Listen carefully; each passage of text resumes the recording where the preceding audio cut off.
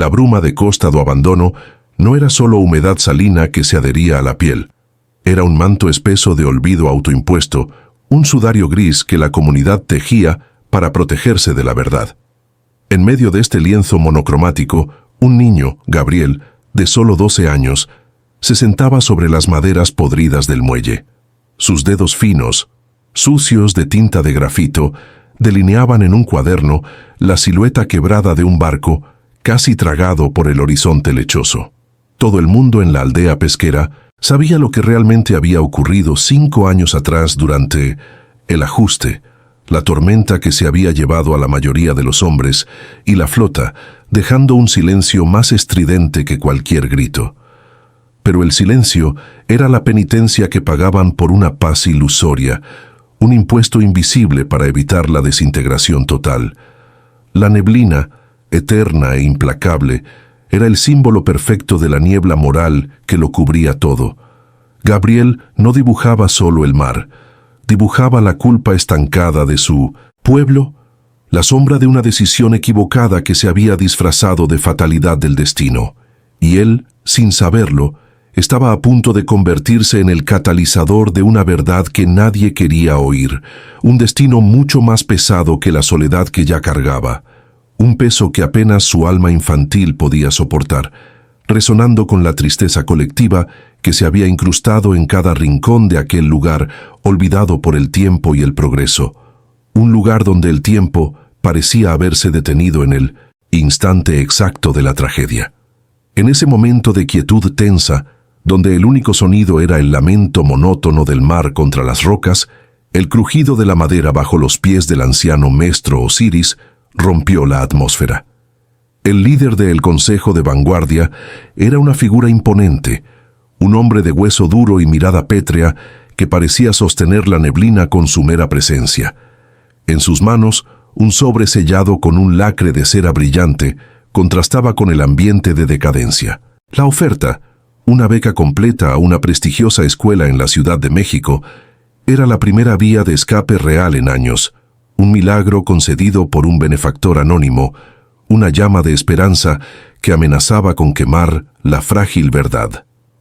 El anciano deslizó el sobre el cuaderno de dibujo de Gabriel, cubriendo el dibujo del barco hundido en un gesto cargado de simbolismo que el niño, con su agudeza particular, no pasó por alto, obligándolo a confrontar su deseo de futuro con su profundo sentido de la justicia. El precio no estaba escrito en papel, pero resonaba en el aire salado. La beca exigía la confirmación verbal y por escrito de la versión oficial, la gran mentira que sostenía a Costa do Abandono, forzando a Gabriel, que tanto anhelaba ese futuro de conocimiento, a elegir entre la seguridad de la omisión colectiva y el precio abrumador de finalmente romper el silencio. Si sientes el peso de una verdad no dicha, ¿de dónde nos acompañas? Gabriel no era un niño común. En Costa del Abandono era una sombra. Era un observador silencioso, con una mente que registraba los pequeños temblores en las manos de los pescadores viejos y los ojos esquivos de las viudas. Su hogar era un refugio contra la perpetua melancolía que se instalaba en cada grieta de la aldea, un lugar que olía a sal, a aceite de lámpara y, sobre todo, a la culpa no expresada de su abuelo, a quien todos conocían como Velo Áncora.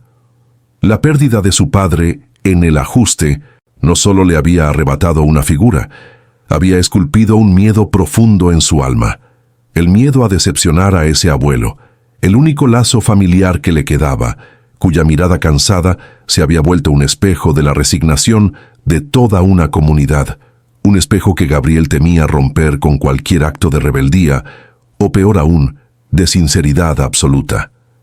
Este temor se alimentaba de la conciencia de la fragilidad del abuelo, un hombre que parecía sostenido por el único propósito de ver a su nieto escapar de aquel destino sellado por la neblina, un hombre que ya había pagado un precio demasiado alto por el silencio colectivo y cuya paz dependía enteramente de la partida silenciosa de Gabriel hacia un futuro menos cargado.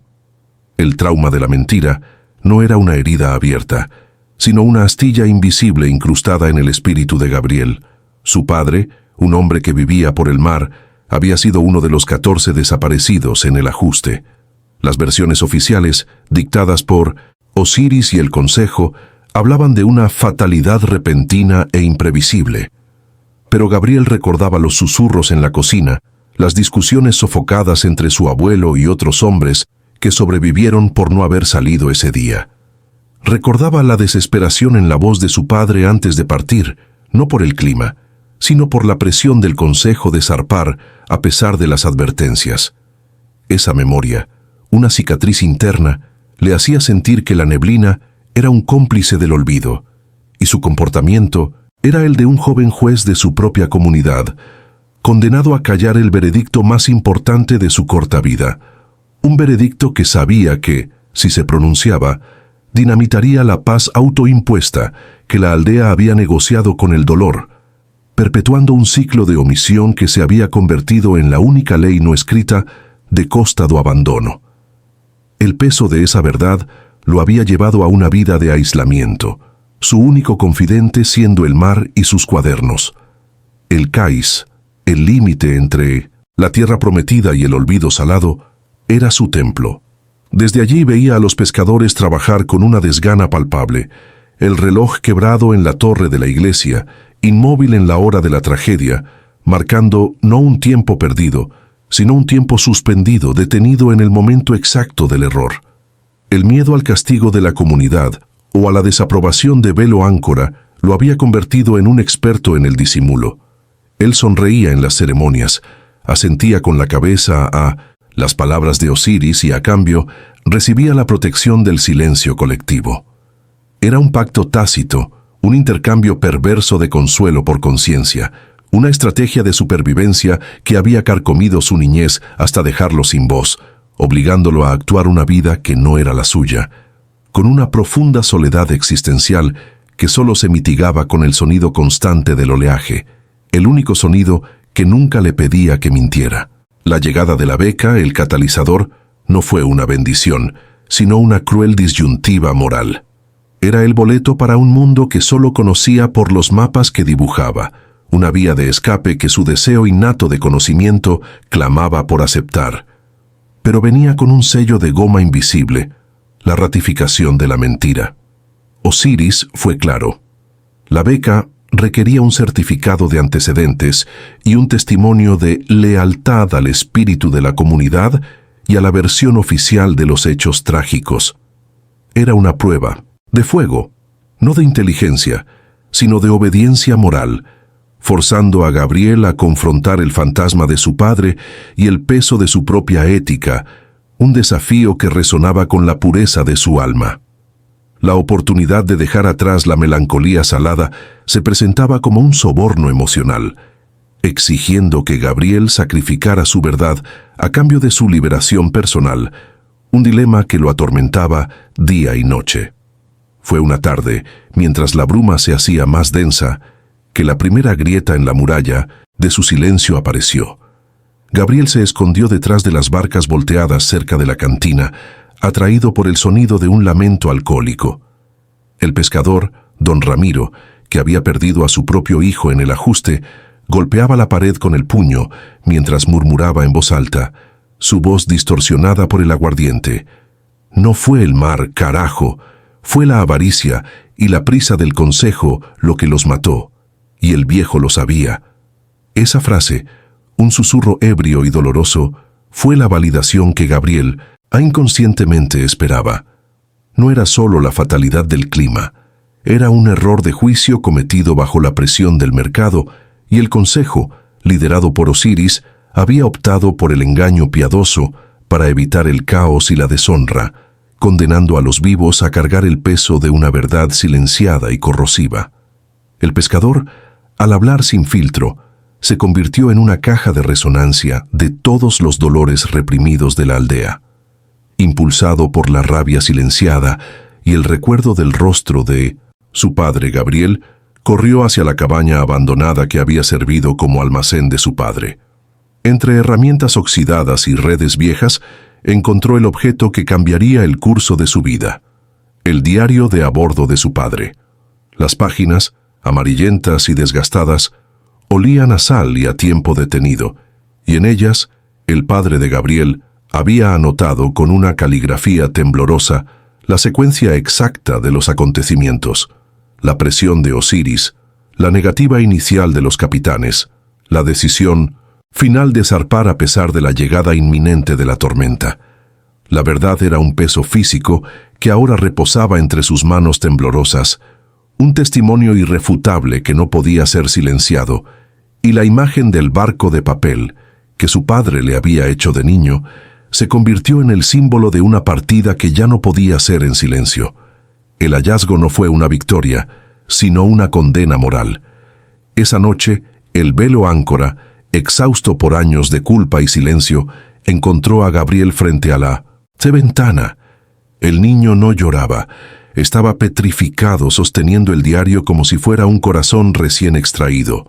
El abuelo, sin siquiera tener que preguntar si Gabriel lo había leído, solo percibió la verdad en la mirada de su nieto. El rostro del niño reflejaba la comprensión total de la gran mentira que lo rodeaba. El abuelo no intentó arrebatarle el diario ni ofrecer una excusa. En su lugar, habló con una voz áspera y baja, una confesión susurrada que solo la neblina parecía escuchar, revelando la desesperación de esos días.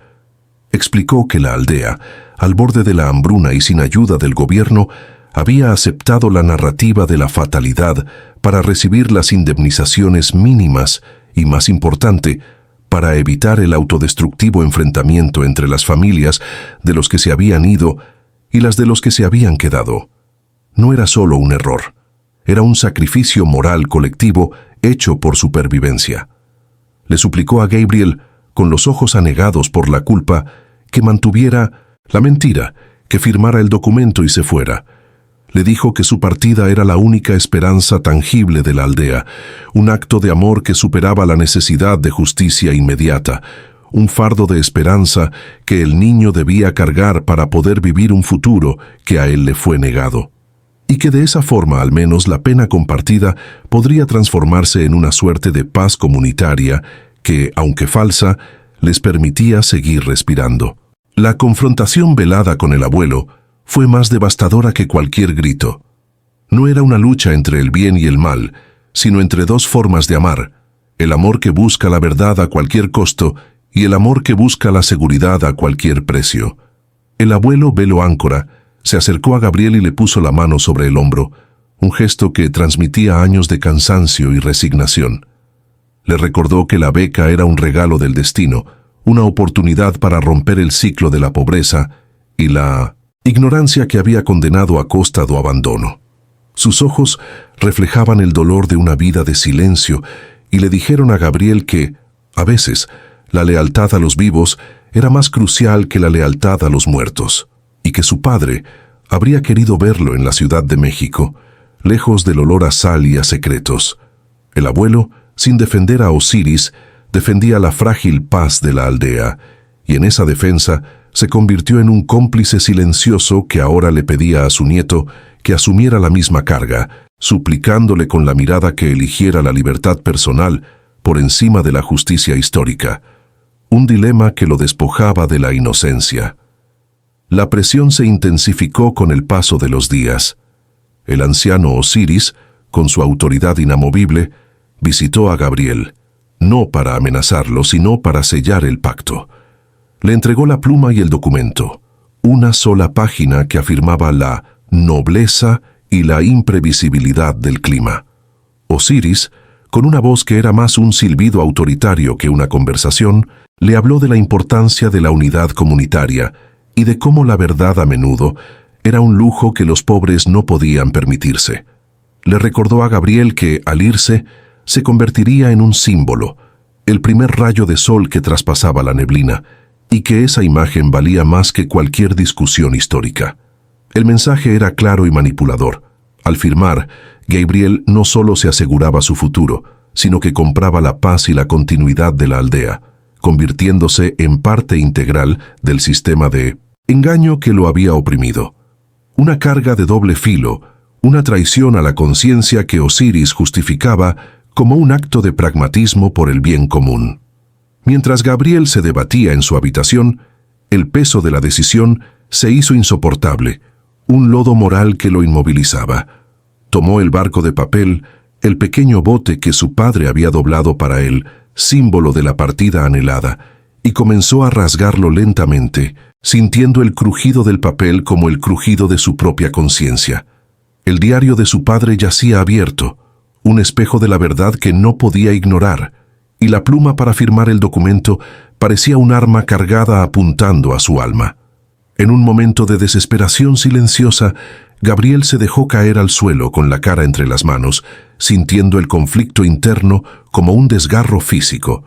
El abuelo, que entró en ese instante, no dijo una palabra sobre el documento ni la mentira. Simplemente se sentó a su lado y lo abrazó con una fuerza desesperada. Un abrazo que no pedía silencio, sino que compartía la agonía del secreto. Un momento de conexión muda que le reveló a Gabriel que el abuelo también estaba roto, pero optó por el camino de menor resistencia, un gesto de amor incondicional que trascendía las palabras. La noche de la despedida fue el escenario de desesperación silenciosa. El salón comunal, normalmente frío y sombrío, estaba iluminado con lámparas de aceite, creando un contraste brutal entre la luz de la celebración y la oscuridad de la verdad que Gabriel cargaba. Mientras la gente hablaba de su futuro, él sentía la mirada de cada viuda, cada padre afligido, y el peso de su dolor colectivo caía sobre sus hombros como una manta de plomo.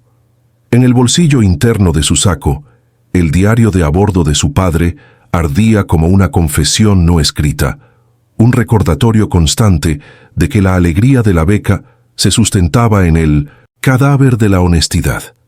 Los murmullos de esperanza de la comunidad no eran música para sus oídos, sino un martilleo insoportable que lo acercaba al punto de quiebre, una carga existencial que superaba el terror de ser rechazado por su abuelo, y se centraba en la profunda traición a la memoria de su padre y a su propia moral, sabiendo que el silencio lo haría cómplice de la opresión.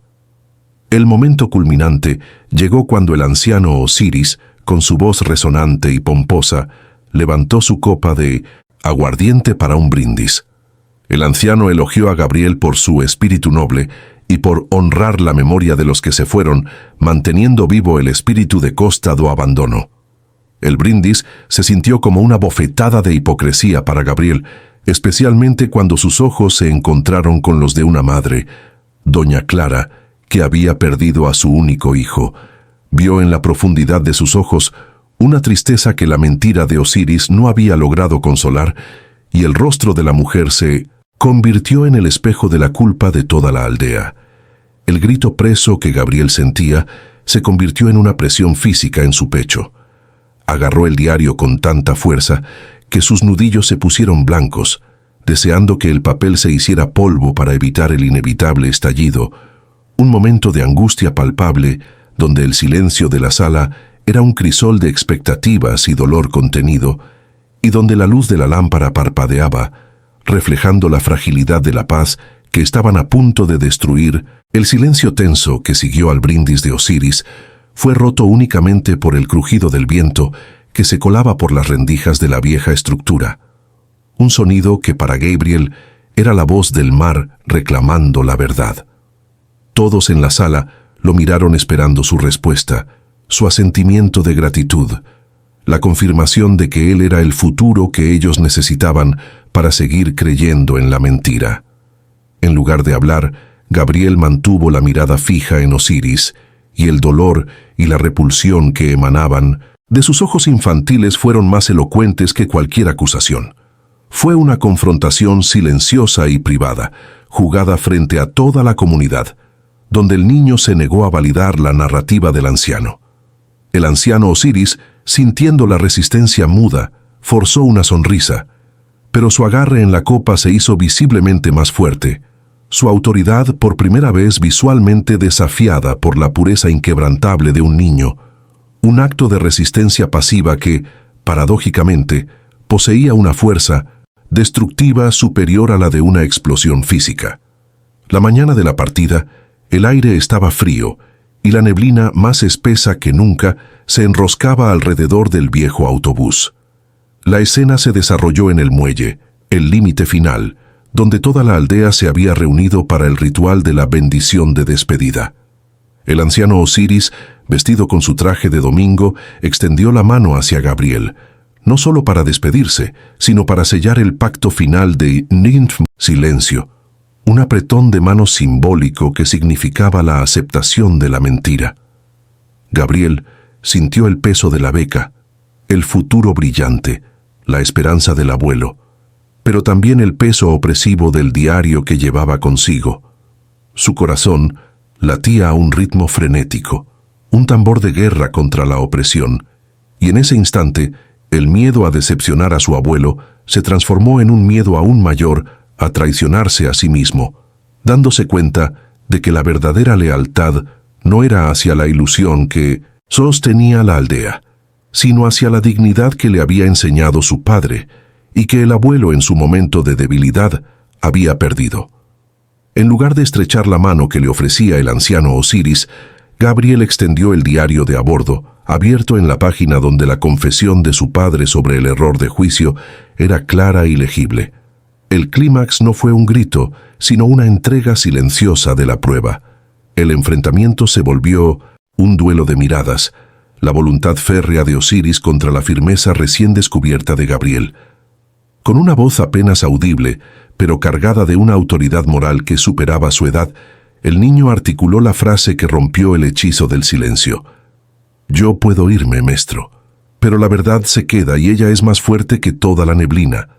Una declaración que se sintió como una sentencia inapelable en el corazón de la comunidad, un desafío directo al poder establecido, pronunciado con la calma serena de quien ha resuelto una profunda crisis interior.